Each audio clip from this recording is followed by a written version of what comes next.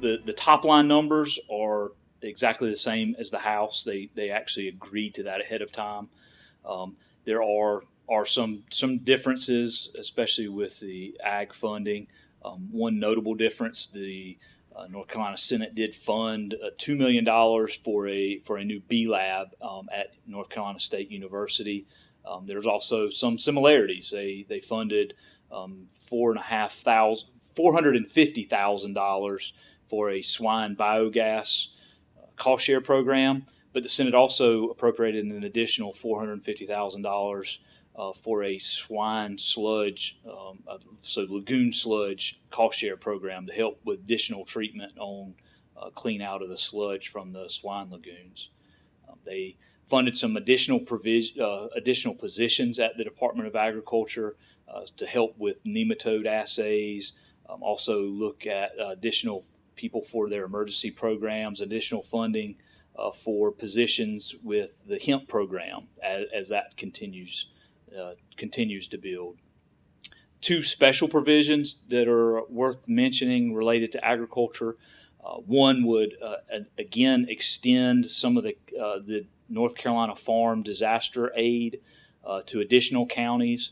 In this case, it would fund counties that were declared a disaster not for a named storm, but just for excessive rain. So there were, not sure the exact number at this moment, but 4 or 5 counties likely that were declared a disaster by the USDA secretary, but not for a named hurricane, just for the excessive rain. So it would make those counties and the farmers in those counties eligible.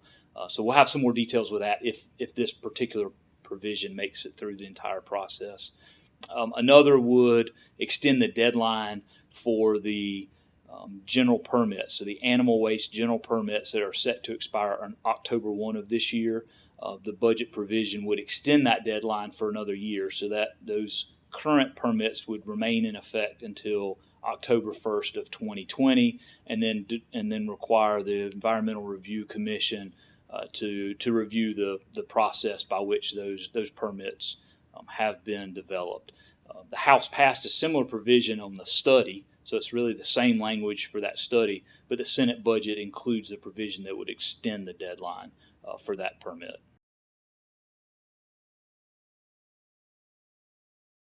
No, I don't know that there's anything that drastic.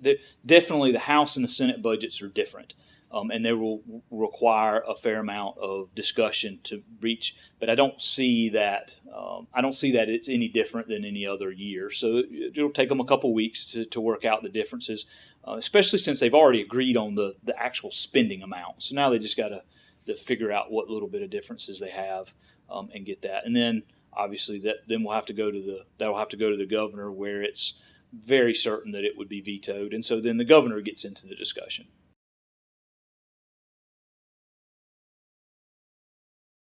So the Farm Act last week had an additional hearing in the Senate Ag and Environment Committee. It was another non-voting session. So they brought the bill back before the committee and then allowed a fairly substantial amount of time. It was about an hour and a half for public comment. The vast majority of the comments were related to the hemp provisions that we've talked about in this bill. There were also some comments about the swine provisions that were in there. But the vast majority of the time was spent talking about hemp. So a lot of farmers, a lot of the hemp industry representatives were there to talk about what they saw as the positives and the negatives of that particular piece of legislation.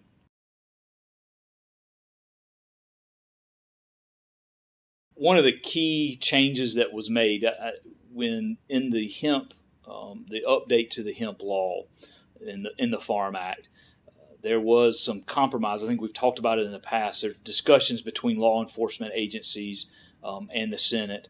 And one of the earlier changes had to do with the smokable hemp products and possibly continuing to ban those, not make that legal.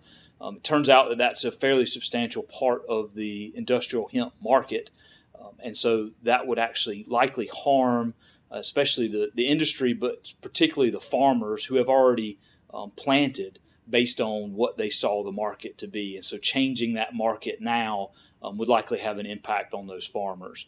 And so the compromise that was presented at last week's hearing would be to still implement a ban on the smokable products, but not implement that until December of 2020 to provide time for law enforcement agencies and the industry to work together to come up with a plan to how to address this issue in the future.